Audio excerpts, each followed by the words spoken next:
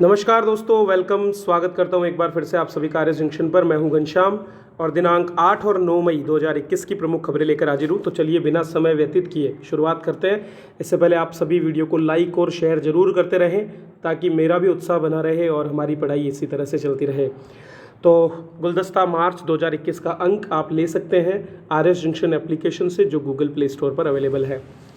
तो पहला प्रश्न आज का, डीआरडीओ अर्थात defence research and development organisation द्वारा एक नई दवा 2-डिऑक्सी डी ग्लूकोज अर्थात 2DG को जो है मंजूरी दे दी गई है और इस दवा को उसने डॉक्टर रेड्डीज लैब के साथ मिलकर के तैयार किया है। दोस्तों, डीआरडीओ लैब इंस्टीट्यूट ने इस दवा को तैयार किया है। इसके अच्छे नतीजे सामने आए हैं और इसको आपात इस्तेमाल की मंजूरी भी दे दी गई है। 2DG दवा पाउडर के रूप में पैकेट में उपलब्ध होगी। पानी में घोलकर इसको पीना होगा और ये दवा वायरस से संक्रमित मरीज की कोशिका पर जमा होकर के उसको आगे बढ़ने से रोकती है। संक्रमित कोशिका के साथ मिलकर के यह एक तरह से सुरक्षा दीवार बना देती है, जिससे यह वायरस उस कोशिका के साथ साथ अन्य हिस्से में भी नहीं फैल पाता है।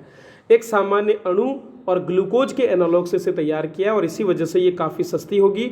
औषधि महानियंत्रक ने इस दवा के आपातकालीन इस्तेमाल को मंजूरी दे दी है। इससे गंभीर स्थिति में पहुंचने से मरीज बच पाएंगे और देश को भी तो थोड़ा राहत यहाँ पर मिल पाएगी। अगला प्रश्न देखते हैं। हाल ही में सुप्रीम कोर्ट ने जो है एक राज्य में दिए गए 50% से अधिक आरक्षण को रद्द कर दिया है। तो महाराष्ट्र में जो मराठों के लिए 16% आरक्षण की व्यवस्था की गई थी, उसे अब रद्द कर दिया गया है। इसमें सुप्रीम कोर्ट ने कहा है कि मराठा समुदाय है, इसके लोगों को शैक्षणिक और सामाजिक रूप से पिछड़ा नहीं माना जा सकता। शीर्ष कोर्ट ने 50% आरक्षण की सीमा लांघने को समानता के मौलिक अधिकार के खिलाफ बताया है। शीर्ष अदालत ने यह भी कहा कि 16% आरक्षण देने के राज्य के सरकार के निर्णय को निरस्त किया जाता है और इसके साथ साथ इंदिरा साहनी मामले पर, जिसके माध्यम से 50% की सीमा तय की गई थी, उस पर फिर से विचार की कोई ज़रूरत नहीं है। जस्टिस अशोक भूषण की अध्यक्षता वाली 5 सदस्यीय संविधान पीठ ने कहा कि मराठा समुदाय को 16% आरक्षण देने से आरक्षण की अधिकतम सीमा पार होती है और यह असंवैधानिक है। इस पीठ में न्यायमूर्ति अशोक भूषण के अलावा एल नागेश्वर राव, न्यायमूर्ति एस अब्दुल नजीर, न्यायमूर्ति हेमंत गुप्ता और न्यायमूर्ति एस रविंद्र भट्ट भी सम्मिलित थे। इससे पहले अगर बात करें हाई कोर्ट की, तो बम्बई हाई कोर्ट ने महाराष्ट्र के शिक्षण संस्थानों में इस आरक्षण को बरकरार रखा था। भारतीय सेना की कोर ऑफ मिलिट्री पुलिस, इसमें पहली बार महिलाओं को सशस्त्र सेना के रूप में शामिल किया गया है। कुल 83 महिलाओं के इस दल को ट्रेनिंग के बाद शामिल किया गया। इनके पहले बैच की ट्रेनिंग 6 जनवरी 2020 से शुरू हुई। 61 हफ्ते तक कड़ी ट्रेनिंग मिली और इसके अलावा 19 हफ्ते की बुनियादी बेसिक ट्रेनिंग भी इनको दी गई। ये महिला सैनिक अब पुरुष साथियों के साथ देश की रक्षा में सक्रिय भूमिका निभा पाएंगे। कोर ऑफ मिलिट्री पुलिस आवागमन को नियंत्रित करती है। खास करके भारतीय सेना के जितने भी दलों के जवान हैं, उनका आवागमन कोर ऑफ मिलिट्री पुलिस के द्वारा ही नियंत्रित किया जाता है। सेना में महिला अधिकारियों की भर्ती 1992 में शुरू हुई थी और तब केवल शॉर्ट सर्विस के अंतर्गत महिलाओं को सैन्य अधिकारी के रूप में ही चयनित किया जाता था। इसमें भी वे केवल लेफ्टिनेंट कर्नल के पद तक ही पहुँच सकती थी।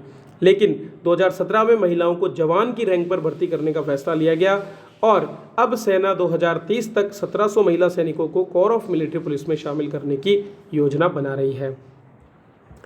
देश का पहला अनूठा ब्रीथ बैंक अर्थात श्वास बैंक जो है, हाल ही में राजस्थान के जोधपुर में खोला गया। तो वर्चुअल रूप से इसका उद्घाटन किया गया मुख्यमंत्री अशोक गहलोत द्वारा। मरीजों को ऑक्सीजन की सप्लाई सुचारू रूप से हो, इसी के लिए इसकी स्थापना की गई है। इसमें 500 ऑक्सीजन कंसंट्रेटर की व्यवस्था की गई है। जोधपुर के शिक्षा जगत से जुड़े व्यवसाय और व्यवसायी और समाज सेवी निर्मल गहलोत, जो कि उत्कर्ष संस्थान से भी जुड़े हैं, उन्हें इस मुहिम को उन्होंने शुरू किया और इसमें जोधपुर के कई व्यवसायियों ने अपनी मदद की है। यह बैंक जोधपुर के महात्मा गांधी अस्पताल में 800 लीटर प्रति मिनट क्षमता वाला एक ऑक्सीजन प्लांट भी लगवा रहा है। इससे कोरोना के गंभीर मरीजों को ऑक्सीजन मिल पाएगी। इसके अतिरिक्त इस मुहिम के अंतर्गत जो प्राकृतिक ऑक्सीजन है उसे उपलब्ध कराने के लिए जोधपुर में वृक्षारोपण को भी यह संस्थान बढ़ावा देगा। निम्नलिखित में से कौन सी एक कोरोना के इलाज के लिए शुरू की गई आयुर्वेदिक दवा है? तो दोस्तों, 2 दवाओं को मंजूरी दी गई, जिनमें आयुष 64 एक आयुर्वेदिक दवा है, जबकि काबासुरा कुडिनीर सिद्ध पद्धति के अंतर्गत विकसित की गई दवा है। तो हमारा आंसर ए होगा। चलिए इस पर चर्चा कर लेते हैं। दरअसल सरकार ने आयुष मंत्रालय के माध्यम से आयुष 64 और काबासुरा कुडिनीर को राष्ट्रव्यापी वितरण के लिए अभियान शुरू किया है। अभियान में मुख्य सहयोगी के रूप में सेवा भारती संस्थान को भी जोड़ा गया है। आयुष 64 दवा सप्तपर्ण, कुटकी, चिरायता और कुबेराक्ष औषधियों से बनी हुई है और ये व्यापक वैज्ञानिक अनुसंधान के आधार पर बनाई गई है। दरअसल इसे पहले 1980 में मलेरिया के लिए विकसित किया था, लेकिन अब इसे पुनर्उद्देशित किया गया है, मतलब इसको दोबारा से मॉडिफाई करके और कोरोना के लिए उपयोग किया जा रहा है। इस दवाई को लेने की सलाह आयुर्वेद एवं योग आधारित नेशनल क्लिनिकल मैनेजमेंट प्रोटोकॉल द्वारा भी कर दी गई है और दवा को आयुष मंत्रालय की केंद्रीय आयुर्वेद अनुसंधान परिषद ने विकसित किया है। अगर बात करें काढ़े की, तो सिद्ध पद्धति के अंतर्गत काबासुरा कुडिनियर काढ़ा जो है इसका भी अध्ययन किया गया है, क्लिनिकल परीक्षण इसके किए गए हैं और हल्के से मध्यम कोविड-19 संक्रमण के लिए इसे उपयोगी पाया गया है। तो ये कुछ दवाएं हैं जिनको अब राष्ट्रव्यापी रूप से वितरित किया जाएगा ताकि मरीजों को अस्पताल के बाहर ही ठीक किया जा सके।